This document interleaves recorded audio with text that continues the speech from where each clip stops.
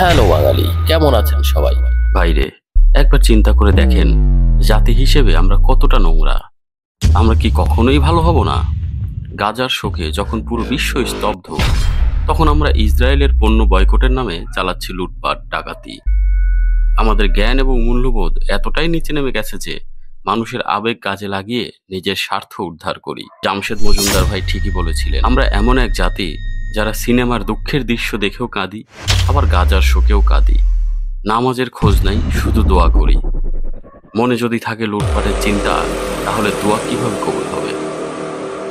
আমরা নামে মুসলমান, তবে ইবাদতের দিক থেকে এখনো মুসলিম হতে পারি নাই।